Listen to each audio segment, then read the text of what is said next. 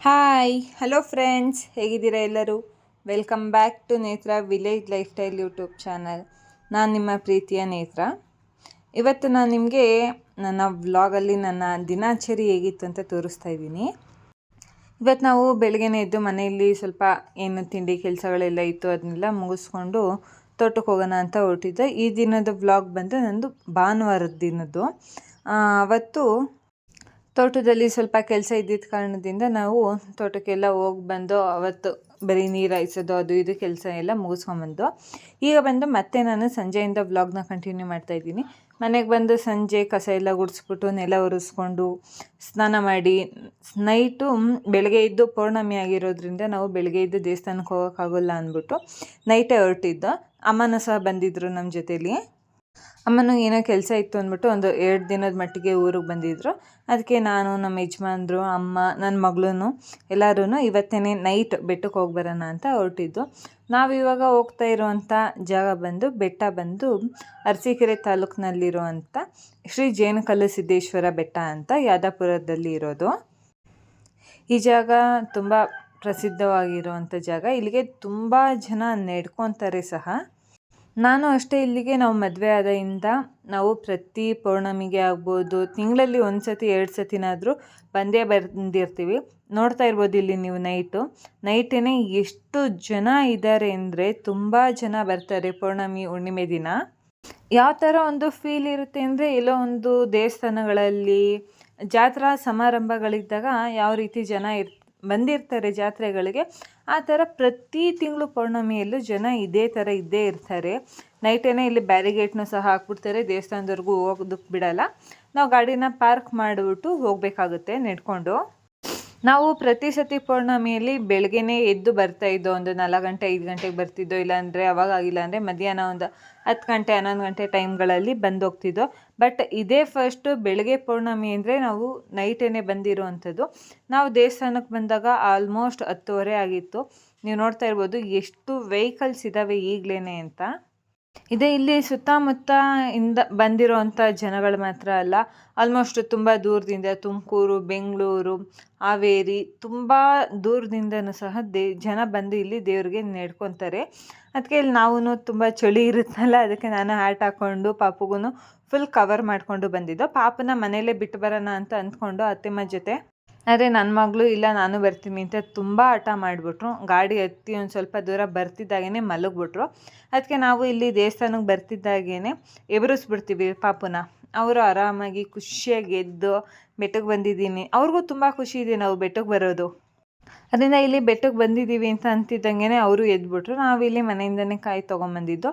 ಇಲ್ಲಿ ಸೇಮ್ ಜಾತ್ರೆಗೆ ಯಾವ ಥರ ಇರುತ್ತೆ ಫೀಲಿಂಗ್ಸ್, ಜಾತ್ರೆಗೆ ಹೋದಾಗ ಅದೇ ಥರ ಇರುತ್ತೆ ಫೀಲಿಂಗ್ಸು. ಆ್ಯಂಡ್ ಇನ್ನೊಂದು ಮುಖ್ಯವಾದಂಥ ವಿಷಯ ಏನಂದರೆ, ಈ ಬರುವಂಥ ತಿಂಗಳು ಅಂದರೆ ಇವಾಗ ಮಾರ್ಚ್ ಅಲ್ವಾ, ಏಪ್ರಿಲ್ 2ನೇ ತಾರೀಕು ಮತ್ತು 3ನೇ ತಾರೀಕು ಏನು ಮುಂದಿನ ಪೌರ್ಣಮಿ ಇದೆ, ಅಲ್ಲಿ ಆ ಸಂದರ್ಭದಲ್ಲಿ ಇಲ್ಲಿ ಜೇನುಕಲ್ಲು ಸಿದ್ದೇಶ್ವರ ಇದರಲ್ಲಿ ಜಾತ್ರಾ ಮಹೋತ್ಸವ ಇರುತ್ತೆ. ಯಾರಾದರೂ ಬರೋ ಅಂಥವ್ರು ಇಂಟ್ರೆಸ್ಟ್ ಇದ್ದರೆ ಬರೋದಕ್ಕೆ ಪ್ಲ್ಯಾನಿಂಗ್ ಮಾಡ್ಕೊಳೋರಿಗೆ ಗೊತ್ತಿರಲಿ ಅಂತ ಹೇಳ್ತಾ ಇದ್ದೀನಿ ಅಷ್ಟೇ. ನಾವಂತೂ ಪ್ರತಿ ವರ್ಷ ಮಿಸ್ ಇಲ್ದಂಗೆ ಹೋಗ್ತಾ ಇರ್ತೀವಿ. ಜಾತ್ರೆಯಲ್ಲಿ ಬೆಟ್ಟ ಹತ್ತಿಲ್ಲ ಅಂದ್ರೂ ಕೆಳಗಡೆನಾದರೂ ಬಂದು ಕೈ ಮುಕ್ಕೊಂಡು ಪ್ರಸಾದ ಮಾಡಿಕೊಂಡು ತೇರ ಎಳೆಯೋದನ್ನು ಮತ್ತು ಕೆಂಡನೂ ಸಹ ಇರುತ್ತೆ, ಅದನ್ನು ಎಲ್ಲದನ್ನು ನೋಡಿಕೊಂಡು ಹೊರಡ್ತೀವಿ. ಈಗ ನಾವು ಬೆಟ್ಟ ಹತ್ತೋದಕ್ಕೆ ಸ್ಟಾರ್ಟ್ ಮಾಡಿದಾಗ ಅರೌಂಡು ಒಂದು 10:30 10:45 ಆಗಿತ್ತು. ಇಷ್ಟರಲ್ಲಿ ಅಲ್ಲೇ ನನ್ನ ಮಗಳು ಎದ್ಬಿಟ್ಟಿದ್ರು. ಅವರು ಆರಾಮಾಗಿ ಅವ್ರ ಅಪ್ಪನ ಜೊತೆ ಹೋಗ್ತಾಯಿದ್ರು. ನಮಗೆ ಎತ್ಕೊಂಡು ಪಾಪುನ ಬೆಟ್ಟ ಹತ್ತೋದಕ್ಕಾಗಲ್ಲ, ಅದಕ್ಕೋಸ್ಕರ ನಾವು ನಮ್ಮ ಯಜಮಾನ್ರಿಗೆ ಕೊಟ್ಬಿಟ್ಟು ನಾನು ಅಮ್ಮ ನಿಧಾನಕ್ಕೆ ಬೆಟ್ಟ ಹತ್ಕೊಂಡು ಹೋಗ್ತಾ ಇದ್ದೋ. ನಾನಂತೂ ಒಂದು ಗೆಸ್ಸನ್ನು ಸಹ ಮಾಡಿರಲಿಲ್ಲ ಇಷ್ಟು ಜನ ಇರ್ತಾರೆ ಅಂತ. ಅಂದರೆ ನಾನು ಪ್ರತಿ ಪೌರ್ಣಮಿಲಿ ಬರೋದ್ರಿಂದ ನನಗೆ ಗೊತ್ತು ಜನ ಇದ್ದೇ ಇರ್ತಾರೆ ಆಲ್ಮೋಸ್ಟ್ ಅಂತ. ಬಟ್ ಆದರೆ ನಾವು ಈ ಥರ ನೈಟಲ್ಲಿ ನಾನು ಯಾವತ್ತೂ ಬಂದಿರಲಿಲ್ಲ, ಅದಕ್ಕೋಸ್ಕರ ಇಷ್ಟು ಜನ ನೈಟಲ್ಲೇ ಇರ್ತಾರೆ ಅನ್ನೋದು ಗೊತ್ತಿರಲಿಲ್ಲ. ಆ್ಯಂಡ್ ಇವಾಗ ನಾವೇನು ಬೆಟ್ಟ ಹತ್ತುತ್ತಾ ಇದ್ದೀವಿ, ಆ ಕಡೆಯಿಂದ ಇಳಿತಾ ಇರೋರು ಅಷ್ಟೇ ಜನ ಇದ್ದಾರೆ. ಅಂದರೆ ಆಲ್ಮೋಸ್ಟು ಸಂಜೆ 6 ಗಂಟೆ 7 ಗಂಟೆ 8 ಗಂಟೆಯಿಂದನೇ ತುಂಬ ಜನ ಸ್ಟಾರ್ಟ್ ಆಗಿಬಿಟ್ಟಿದ್ದಾರೆ. ನಾವು ಸಮಾಧಾನವಾಗಿ ಎತ್ಕೊಂಡು ಒಂದು 1/2 ಅವರಲ್ಲಿ ನಾವು ಬೆಟ್ಟದ ಮೇಲ್ಗಡೆ ಬಂದು ಅಲ್ಲಿ ಬರ್ತಿದ್ದಾಗೇ ನಮಗೆ ಅಲ್ಲಿ ಸ್ಟ್ರಿಕ್ಟಾಗಿ ಅನೌನ್ಸ್ ಮಾಡ್ತಾಯಿದ್ರು ಫೋನೆಲ್ಲ ಯೂಸ್ ಮಾಡೋ ಹಾಗಿಲ್ಲ ಏನಿಲ್ಲ ಅಂತ. ಸೊ ಅದಕ್ಕೋಸ್ಕರ ನಾನು ಸ್ವಲ್ಪ ಕ್ಲಿಪ್ಪಿಂಗ್ಸ್ಗಳನ್ನ ಮಾತ್ರ ತಗೊಂಡಿದ್ದು. ಆ್ಯಂಡ್ ಅಲ್ಲಿ ಏನು ನಾವು ಶ್ರೀಯವರ ಪಾದ ಇದೆ ಅಲ್ಲಿ ಎಲ್ಲ ಫೋಟೋಸು ಫೋನ್ನೆಲ್ಲ ಅಲೋ ಮಾಡ್ತಾ ಇಲ್ಲ ಇವಾಗ. ಅದಕ್ಕೋಸ್ಕರ ನಾವು ದರ್ಶನ ಮುಗಿಸ್ಕೊಂಡು ಪೂಜೆ ಎಲ್ಲ ಮುಗಿಸ್ಕೊಂಡ್ಬಂದು ಇಲ್ಲಿ ಬಂದು ನಾವೇ ಊದ್ಗಡ್ಡಿ ಕರ್ಪೂರ ಎಲ್ಲ ಬೆಳಗಬೇಕು. ನಾವೇನು ತಂದಿರ್ತೀವಿ ಅದನ್ನು ಅವರಲ್ಲಿ ನಾವು ತಂದಿರುವಂಥ ಹೂವು ಇಸ್ಕೊಂಡು ಕಾಯಿ ಬಾಳೆಹಣ್ಣನ್ನು ಪೂಜೆ ಮಾಡಿಕೊಡ್ತಾರೆ. ನಾವು ಏನು ಊದ್ಗಡ್ಡಿ ಕರ್ಪೂರ ತಂದಿರ್ತೀವಿ ಅದನ್ನು ನಾವೇ ಹಚ್ಚಿ ಪೂಜೆ ಮಾಡಬೇಕು. ನಾವೆಲ್ಲ ಪೂಜೆ ಮಾಡಿ ಮೇಲ್ಗಡೆ ಒಂದು ಸ್ವಲ್ಪ ಹೊತ್ತು ಕೂತಿದ್ದು. ಈಗ ಕೆಳಗಡೆ ಬಂದಿದ್ದೀವಿ ಬೆಟ್ಟದಿಂದ ಇಳಿದು. ನೀವು ನೋಡ್ತಾ ಇರ್ಬೋದು ನನ್ನ ಮಗಳು ಅರೌಂಡ್ ಇವಾಗ ನಾವು ಬೆಟ್ಟದಿಂದ ಕೆಳಗಡೆ ಇಳಿಯೋ ಅಷ್ಟರಲ್ಲಿ 12:30 ಆಗಿದೆ. ಬಟ್ ಆದರೆ ನನ್ನ ಮಗಳು ಅಷ್ಟೊತ್ತಾದರೂ ಎದ್ದಿದ್ರು ಖುಷಿಯಾಗಿ ಇದು ಮಾಡಿಕೊಂಡು. ಈಗ ನನಗೂ ಸಹ ಗೊತ್ತಿರಲಿಲ್ಲ ಈ ಟೈಮಿಂಗ್ಸಲ್ಲೂ ಪ್ರಸಾದ ಕೊಡ್ತಾರೆ ಅಂತ. ನಾವು ಮನೇಲೇ ಊಟ ಮಾಡಿಕೊಂಡು ಆಮೇಲೆ ಸ್ನಾನ ಮಾಡಿ ರೆಡಿಯಾಗಿ ಹೋಗಿದ್ದು. ಬಟ್ ಆದರೂ ಇಲ್ಲೂ ಪ್ರಸಾದ ಅಲ್ವಾ ಇನ್ನೇನು ನಾವು ಬೆಳಗ್ಗೆ ಬರೋದಿಲ್ಲ ಅಂದ್ಬಿಟ್ಟು ಈಗ ಪ್ರಸಾದನೂ ಸ್ವಲ್ಪ ಸ್ವಲ್ಪ ತಗೊಳ್ಳೋಣ ಇಲ್ಲಿಂದು ಅಂತ ಅಂದ್ಬಿಟ್ಟು ತೊಗೊತಾ ಇದ್ದೆ. ಇಲ್ಲಿ ನನ್ನ ಮಗಳು ಅಲ್ಲಿರೋವಂಥ ತರಕಾರಿನೆಲ್ಲ ಆಲೂಗೆಡ್ಡೆ ಅಂದ್ಬಿಟ್ಟು ನಮ್ಮ ಅಮ್ಮನ ಹತ್ರನೇ ಎಲ್ಲ ಇಸ್ಕೊತಾ ಇದ್ದಾರೆ ಕೊಡು ಅಮ್ಮ ಅಂತ. ನಾವು ಹೋಗಿ ಪ್ರಸಾದ ಎಲ್ಲ ಮಾಡಿಕೊಂಡು ಸ್ವಲ್ಪ ಮನೆಗೆ ಅಂದರೆ ಕಡಲೆಪುರಿ ಮಾತ್ರ ತೊಗೊಂಡಿದ್ದು. ಈಗ ರಿಟರ್ನ್ ನಾವು ಅಲ್ಲಿಂದ ಹೊರಟಿದ್ದೋ ಮನೆಗೆ. ನಾವು ಅರೌಂಡ್ ಮನೆಗೆ ಬರೋ ಅಷ್ಟೊತ್ತಿಗೆ ಒಂದು 2 ಗಂಟೆ 3 ಗಂಟೆ ಆಗಿತ್ತು. ಆವಾಗ ಆನ್ ದ ವೇ ನಮ್ಮ ಪಾಪು ಗಾಡಿ ಎತ್ತಿ ಒಂದು ಸ್ವಲ್ಪ ಹೊತ್ತು ಆಗ್ತಿದ್ದಾಗೇ ಮಲಗಿಬಿಟ್ರು. ಇನ್ನು ಬೆಳಗ್ಗೆ ಎದ್ದಿದ್ದನ್ನು ಸಹ ನಾನು ಒಂದು ಸ್ವಲ್ಪ ಲೇಟಾಗಿ ಎದ್ದಿದ್ದು. ಇಲ್ಲ ಅಮ್ಮನೂ ಅಷ್ಟೇ ಪಾಪುನೂ ಅಷ್ಟೇ. ಪಾಪು ಅಂತೂ ಬಿಡಿ ಫುಲ್ ಲೇಟಾಗಿ ಎದ್ದಿದ್ರು. ಆ್ಯಂಡ್ ಇವತ್ತು ಬೆಳಗ್ಗೆ ಎದ್ದಾದಮೇಲೆ ಇವತ್ತಿನ ಟಿಫನ್ಗೆ ಬಂದ್ಬಿಟ್ಟು ನಾನು ಆರ್ಕ ಅಕ್ಕಿ ಅಂತ ಕೇಳಿರ್ತೀರ ಅಲ್ವಾ. ಸೊ ಆ ಅಕ್ಕಿಲಿ ನಾನು ಬಿಸಿಬೇಳೆ ಬಾತ್ ಮಾಡಿದ್ದೆ. ಸೊ ಇದು ಯಾವ ರೀತಿ ಮಾಡೋದು ಅಂತ ನಾನು ಲಾಸ್ಟಲ್ಲಿ ರೆಸಿಪಿನೂ ಸಹ ಶೇರ್ ಮಾಡ್ತೀನಿ. ಇದಾದಮೇಲೆ ಇವಾಗ ಪೌರ್ಣಮಿ ಇದ್ದಿದ್ದರಿಂದ ಮತ್ತೆ ಸ್ನಾನ ಮಾಡಿ ಮನೆಯಲ್ಲಿಯೂ ಎಲ್ಲ ಪೂಜೆ ಮುಗಿಸ್ಕೊಂಡ್ರು ನಮ್ಮ ಯಜಮಾನ್ರು. ಈಗ ಬೆಳಗ್ಗೆನೇ ಪೂಜೆ ಎಲ್ಲ ಆದಮೇಲೆ ಮನೆಯಲ್ಲಿ ಎಲ್ಲರೂ ಕೂತ್ಕೊಂಡು ತಿಂಡಿನೂ ಮಾಡ್ಕೊತಾ ಇದ್ರು. ಪಾಪುನೂ ಅಷ್ಟೇ. ಅವರು ತಿಂಡಿ ಎಲ್ಲ ಆದಮೇಲೆ ಅವ್ರನ್ನೂ ನಮ್ಮ ಮೇಡಮ್ ಅವ್ರನ್ನ ಕರ್ಕೊಂಡೋಗಿ ಅಂಗನವಾಡಿಗೆ ಬಿಟ್ಟು ಬರೋದಿತ್ತು. ಅವರನ್ನು ಅಂಗನವಾಡಿಗೆಲ್ಲ ಬಿಟ್ಟು ಬಂದಾದಮೇಲೆ ಅಮ್ಮನೂ ಊರಿಗೆ ಹೊರಟ್ರು. ಸೊ ಅಮ್ಮನ್ನು ಕರ್ಕೊಂಡೋಗಿ ಊರಿಗೆ ಬಸ್ ಹತ್ತಿಸ್ಬಿಟ್ಟು ಇಲ್ಲೇ ಊರು ಬಸ್ ಬರುತ್ತಲ್ಲ ಅಲ್ಲೇ ಹೋಗಿ ಬಸ್ ಹತ್ತಿಸ್ಬಿಟ್ಟು ಬಂದೆ. ಇದು ನನ್ನದೇ ಆದಂಥ ಒಂದು ಬ್ಲೌಸು. ಇದನ್ನು ನಾನು ಕಟಿಂಗ್ ಮಾಡಿಕೊಂಡು ಸ್ಟಿಚ್ ಮಾಡ್ಕೊಬೇಕಾಗಿತ್ತು.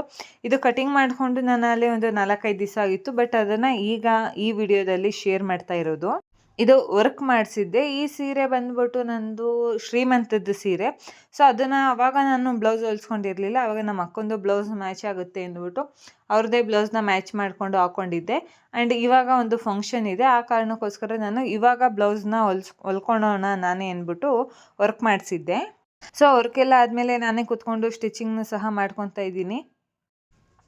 ಈ ಪ್ಯಾಟ್ರನ್ನ ನಾನು ತುಂಬ ಇಷ್ಟಪಟ್ಟು ವರ್ಕಿಗೆ ಕೊಟ್ಟಿದ್ದು. ಏನಂದರೆ ನನಗೆ ಸಿಂಗಲ್ ಸೈಡ್ ಮಾತ್ರ ಬರಬೇಕಿತ್ತು. ರೈಟ್ ಸೈಡ್ ಹಿಂದೆಗಡೆ ಮಾತ್ರ ನನಗೆ ವರ್ಕ್ ಬೇಕಾಗಿದ್ದಿದ್ದು. ಅಂದರೆ ನನಗೆ ಇಷ್ಟಪಟ್ಟಿದ್ದು ನಾನು ಒಂದು ಪಿಕಾಕ್ ಡಿಸೈನ್ನ ನೋಡಿದ್ದೆ. ಸೊ ಅದು ಇದಕ್ಕೆ ಬರಲ್ಲ ಅಂತ ಹೇಳ್ಬಿಟ್ಟು ಆ್ಯಂಡ್ ಆಮೇಲೆ ನಾನು ಬಂದು ಪ್ಯಾರೆಟ್ ಡಿಸೈನ್ನ ನಾನು ಸೆಲೆಕ್ಟ್ ಮಾಡ್ಕೊಂಡಿದ್ದಂಥದ್ದು. ಇಲ್ಲಿ ನೋಡ್ತಾ ಇರ್ಬೋದು ನೀವು ನಾನು ಒಂದೇ ಒಂದು ಶೋಲ್ಡರಲ್ಲಿ ಬರೋ ಅಂಥದ್ದು ಮಾತ್ರ ವರ್ಕ್ ಮಾಡಿಸಿರೋದು ಬ್ಯಾಕಲ್ಲಿ. ಆ್ಯಂಡ್ ಸ್ಲೀವ್ಸ್ಗೆ ಸ್ವಲ್ಪ ಗ್ರ್ಯಾಂಡಾಗಿ ವರ್ಕು ಕೊಡಿಸಿದ್ದೆ. ಈಗ ನೀವು ಇಲ್ಲಿ ಟ್ಯಾಸಲ್ಸ್ನ ನೋಡ್ಬೋದು. ನಾನೇ ಸಿಂಪಲ್ಲಾಗಿ ಟ್ಯಾಸಲ್ಸ್ನ ಅಟ್ಯಾಚ್ ಮಾಡ್ಕೊಂಡಿದ್ದೆ. ಈ ರೀತಿಯಾಗಿ ಬಂದಿತ್ತು. ಅದು ಬ್ಲೌಸ್ನ ಎಲ್ಲ ಸ್ಟಿಚಿಂಗ್ ಎಲ್ಲ ಆದಮೇಲೆ ಬನ್ನಿ ಇವಾಗ ನಾನು ನಿಮಗೆ ಬೆಳಗ್ಗೆ ನಾನು ಏನು ಆರ್ಕ ರೈಸಲ್ಲಿ ಬಿಸಿಬೇಳೆ ಬಾತ್ ಮಾಡಿದ್ದೆ ಅದನ್ನು ಇಲ್ಲಿ ತೋರಿಸ್ತಾ ಇದ್ದೀನಿ. ಇಲ್ಲಿ ಬಂದು ನಾವು ಟೀ ಕುಡಿಯುವಂಥ ಲೋಟದಲ್ಲಿ 1.5 ಲೋಟದಷ್ಟು ತೊಗರಿಬೇಳೆ ತೊಗೊಂಡಿದ್ದೀನಿ. ಆ್ಯಂಡ್ ಅದೇ ಲೋಟದಲ್ಲಿ ಒಂದು 3/4 ಲೋಟದಷ್ಟು ಹೆಸರುಬೇಳೆನ ತೊಗೊಂಡಿದ್ದೀನಿ. ಈ ಎರಡಕ್ಕೂ ನೀರು ಹಾಕಿ ಚೆನ್ನಾಗಿ ವಾಶ್ ಮಾಡ್ಕೊಳ್ಳೋಣ. ಯಾಕಂದರೆ ಸ್ವಲ್ಪ ಡಸ್ಟ್ ಅನ್ನೋದು ನಾವು ಏನೇ ಒಂದು ಯೂಸ್ ಮಾಡ್ತೀವಿ ಅಂದರೂ ಇದ್ದೇ ಇರುತ್ತಲ್ಲ, ಅದಕ್ಕೋಸ್ಕರ. ಆ್ಯಂಡ್ ನಾನಿಲ್ಲಿ ನೀರು ಕುಡಿಯೋ ಲೋಟದಲ್ಲಿ 1.25 ಲೋಟದಷ್ಟು ಆರ್ಕ ಅಕ್ಕಿನ ತೊಗೊಂಡಿದ್ದೀನಿ. ನಮ್ಮ ಮನೇಲಿ ಮುಂಚೆಯಿಂದನೂ ನಾವು ಯೂಸ್ ಮಾಡ್ತಾಯಿದ್ದೋ, ಬಟ್ ಇವಾಗ ಸ್ವಲ್ಪ ಕಮ್ಮಿ ಮಾಡಿದ್ದೆ. ಆ್ಯಂಡ್ ಇದು ಆರ್ಕ ಅಕ್ಕಿನ ನಾವು ಏನಿಲ್ಲ ಅಂದರೂ 2-3 ಸತಿ ಚೆನ್ನಾಗಿ ವಾಶ್ ಮಾಡಬೇಕು. ಆ್ಯಂಡ್ ಅದನ್ನು ವಾಶ್ ಮಾಡಿ ನಾನು ಕುಕ್ಕರ್ಗೆ ಹಾಕೊಂಡಾದ್ಮೇಲೆ ಇಲ್ಲಿ ಹಚ್ಚಿಟ್ಕೊಂಡಿರೋವಂಥ ಈರುಳ್ಳಿ ಆ್ಯಂಡ್ ನೀವೇನೇನು ತರಕಾರಿಯನ್ನೆಲ್ಲ ಯೂಸ್ ಮಾಡ್ಕೊತೀರಾ ಅದನ್ನೆಲ್ಲ ಹಾಕೊಬೋದು.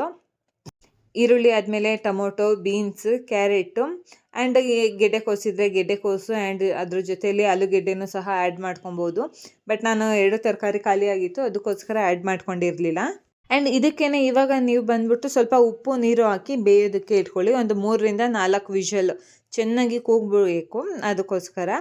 ಆ್ಯಂಡ್ ಇದಕ್ಕೆ ನೀವು ನೈಟ್ ಟೈಮ್ ನೆನೆಸಿ ಇಟ್ಕೊಂಡಿರೋವಂಥ ಬಟಾಣಿನೂ ಸಹ ಆ್ಯಡ್ ಮಾಡ್ಕೊಬೋದು. ಬಟ್ ನನಗೆ ನೈಟ್ ಪ್ಲ್ಯಾನಿಂಗ್ ಇರಲಿಲ್ಲ ಬಿಸಿಬೇಳೆ ಬಾತ್ ಮಾಡಬೇಕು ಅಂತ, ಅದಕ್ಕೋಸ್ಕರ ನಾನೇನು ನೆನೆಸಿಟ್ಕೊಂಡಿರಲಿಲ್ಲ. ಈಗ 4 ವಿಷಲ್ ಆದಮೇಲೆ ಚೆನ್ನಾಗಿ ಬೆಂದಿದೆ. ಇದು ವಿಷಲ್ ಬಿಟ್ಟಾದಮೇಲೆ ಇದಕ್ಕೆ ನಾನು ಎಷ್ಟು ಕ್ವಾಂಟಿಟಿಯಲ್ಲಿ ಬೇಕೋ ಅಷ್ಟು ನೀರನ್ನು ಹಾಕ್ಬಿಟ್ಟು 2 ಪ್ಯಾಕೆಟ್ ಪೌಡರನ್ನು ಆ್ಯಡ್ ಮಾಡ್ಕೊತಾ ಇದ್ದೀನಿ. ನೀವು ಮನೇಲೇ ಮಾಡಿರುವಂಥ ಪೌಡರ್ ಆದರೆ ಒಂದು 3-4 ಸ್ಪೂನ್ ಪೌಡರ್ನ ಆ್ಯಡ್ ಮಾಡ್ಕೊಬೋದು. ಬಟ್ ನಾನು ಮನೇಲಿ ಮಾಡಿದ್ದು ಖಾಲಿ ಆಗಿತ್ತು, ಅದಕ್ಕೋಸ್ಕರ ನಾನು ಅಂಗಡಿಯಿಂದ ತಂದಿರೋ ಪೌಡರ್ನ ಯೂಸ್ ಮಾಡ್ಕೊತಾ ಇದ್ದೀನಿ. ಆ್ಯಂಡ್ ಅದಕ್ಕೆ ನಮಗೆ ರುಚಿಗೆ ಎಷ್ಟು ಬೇಕೋ ಅಷ್ಟು ಖಾರ ಆ್ಯಂಡ್ ಸ್ವಲ್ಪ ಅರಿಶಿನ ಹಾಕ್ಬಿಟ್ಟು ಒಂದು ಕಡೆ ಬೇಯೋದಕ್ಕೆ ಬಿಟ್ಕೊಳ್ಳೋಣ. ಆ್ಯಂಡ್ ಅದಕ್ಕೆ ನಾನು ಫ್ರೆಶ್ಶಾಗಿ ತುರಿದು ಇಟ್ಕೊಂಡಿರುವಂಥ ಕಾಯಿ ತುರಿನೂ ಸಹ ಇದಕ್ಕೆ ಆ್ಯಡ್ ಮಾಡ್ಕೊತಾ ಇದ್ದೀನಿ. ಈಗ ಇದೊಂದು 10 ನಿಮಿಷ ಚೆನ್ನಾಗಿ ಕುಕ್ ಆಗಬೇಕು. ಅಷ್ಟರಲ್ಲಿ ನಾವು ಬಂದು ಒಂದು ಒಗ್ಗರಣೆಗೆ ರೆಡಿ ಮಾಡ್ಕೊಳ್ಳೋಣ ಬನ್ನಿ. ಒಗ್ಗರಣೆಗೂ ಅಷ್ಟೇ ನಾವು ಏನೇನು ಐಟಮ್ಸ್ನ ಹಾಕಬೇಕು ಅಂತ ತೋರಿಸ್ತೀನಿ. ಇವಾಗ ಸ್ವಲ್ಪ ನನಗೆ ಉಪ್ಪು ಕಮ್ಮಿ ಇತ್ತು, ಸ್ವಲ್ಪ ಗಟ್ಟಿನೂ ಆಗ್ತಾಯಿತ್ತು, ಅದಕ್ಕೋಸ್ಕರ ಸ್ವಲ್ಪ ನೀರು ಮತ್ತು ಉಪ್ಪನ್ನು ಆ್ಯಡ್ ಮಾಡ್ಕೊಂಡಿದ್ದೀನಿ. ಸ್ವಲ್ಪ ಉಪ್ಪು ಕಮ್ಮಿ ಇದ್ದಿದ್ದರಿಂದ ಅಷ್ಟೇ. ಈಗ ನಾನಿಲ್ಲಿ ಚಿಕ್ಕ ಒಂದು ಕಡಾಯಿಗೆ 2 ಸ್ಪೂನು ಎಣ್ಣೆನ ಹಾಕ್ಕೊಂಡಿದ್ದೀನಿ. ಆ್ಯಂಡ್ ಅದಕ್ಕೇ ಬಂದು ನಾನು ಒಂದು 2 ಸ್ಪೂನ್ ತುಪ್ಪನ ಸಹ ಆ್ಯಡ್ ಮಾಡ್ಕೊಂಡಿದ್ದೀನಿ. ಎರಡನ್ನೂ ಹಾಕ್ಕೊಂಡಾದ್ಮೇಲೆ ತುಪ್ಪ ಎಲ್ಲ ಹಾಕ್ಕೊಂಡಾದ್ಮೇಲೆ ಚೆನ್ನಾಗಿ ಕರಗಬೇಕು. ತುಪ್ಪ ಸ್ವಲ್ಪ ಗಟ್ಟಿ ಇರುತ್ತಲ್ಲ, ಸೊ ಅದಕ್ಕೆ ಅದೆಲ್ಲ ಕರಗಾದ್ಮೇಲೆ ನಾವು ನಿಮಗೆ ಏನೇನು ತೋರಿಸಿದೆ ಒಗ್ಗರಣೆಯಲ್ಲಿ ಅಂದರೆ ಸಾಸಿವೆ ಹಾಕ್ಕೊಬೇಕು, ಸಾಸಿವೆ ಮತ್ತು ಬ್ಯಾಡಗೆ ಮೆಣಸಿನ್ಕಾಯಿ. ನಾನು ಬಟಾಣಿನ ಹಾಕಿರಲಿಲ್ವಲ್ಲ, ಅದಕ್ಕೆ ಸ್ವಲ್ಪ ಕಡಲೆಬೀಜನ ಜಾಸ್ತಿ ಕ್ವಾಂಟಿಟಿಯಲ್ಲಿ ಹಾಕ್ಕೊಂಡಿದ್ದೀನಿ. ನೀವು ಬಟಾಣಿ ಹಾಕಿದರೆ ಕಡಲೆಬೀಜ ಹಾಕೋವಂಥ ಅವಶ್ಯಕತೆ ಏನಿರೋದಿಲ್ಲ. ಆ್ಯಂಡ್ ಅದಕ್ಕೆ ಬಂದು ಉದ್ದುದಾಗಿ ಕಟ್ ಮಾಡಿ ಇಟ್ಕೊಂಡಿರುವಂಥ ಈರುಳ್ಳಿನ ಹಾಕಿ ಚೆನ್ನಾಗಿ ತುಪ್ಪದಲ್ಲಿ ಎಣ್ಣೆಯಲ್ಲಿ ಚೆನ್ನಾಗಿ ಫ್ರೈ ಆಗಬೇಕು. ಸೊ ಅದೆಲ್ಲ ಚೆನ್ನಾಗಿ ಫ್ರೈ ಆದಮೇಲೆ ಇವಾಗ ಇದನ್ನು ಬಂದ್ಬಿಟ್ಟು ನಾವು ಕುದೀತಾ ಇದೆಯಲ್ಲ ಆ ಬಿಸಿಬೇಳೆ ಬಾತ್ಗೆ ಆ್ಯಡ್ ಮಾಡ್ಕೊಳ್ಳೋಣ. ಲಿಟ್ರಲಿ ನೀವು ನಂಬಲ್ಲ, ನಾವು ಏನು ಅಕ್ಕಿಲಿ ಬಿಸಿಬೇಳೆ ಬಾತ್ ಮಾಡಿದ್ರೆ ಯಾವ ರೀತಿ ಇರುತ್ತೆ ಟೇಸ್ಟು, ಅದೇ ರೀತಿ ಇರುತ್ತೆ. ಒಂದು ಸತಿ ಟ್ರೈ ಮಾಡಿ ನೋಡಿ ಹೇಗಿರುತ್ತೆ ಅಂತ. ನಿಜವಾಗ್ಲೂ ಮನೇಲೂ ಅಷ್ಟೇ, ಯಾರು ಕಂಡುಹಿಡಿಯೋದಕ್ಕೂ ಆಗಲ್ಲ. ಈಗ ನಾವು ಆರ್ಕ ಅಕ್ಕಿ ಅಂತ ಎಲ್ಲ ಕೊಟ್ಟಾಗ ಮನೇಲಿ ಒಬ್ಬೊಬ್ಬರು ಇಷ್ಟಪಟ್ಟು ತಿಂತಾರೆ, ಒಬ್ಬೊಬ್ಬರು ತಿನ್ನೋದಿಲ್ಲ. ಅದಕ್ಕೋಸ್ಕರ ನಾನು ಈ ರೀತಿ ಪ್ಲ್ಯಾನ್ ಮಾಡ್ಕೊಳ್ಳೋದು. ಈಗ ಮನೇಲೆಲ್ಲ ತಿಂಡಿ ತಿಂದು ಹೋದರು, ಇವಾಗ ನಾನು ಸರ್ವ್ ಮಾಡ್ಕೊತಾ ಇದ್ದೀನಿ. ನಿಜವಾಗ್ಲೂ ನೀವು ಯಾರೂ ನಂಬಲ್ಲ, ಅಷ್ಟು ಚೆನ್ನಾಗಿರುತ್ತೆ. ಟ್ರೈ ಮಾಡಿ ನೋಡಿ. ಇವತ್ತಿನ ವಿಡಿಯೋ ನಂದು ಇದಾಗಿತ್ತು. Thank you for watching.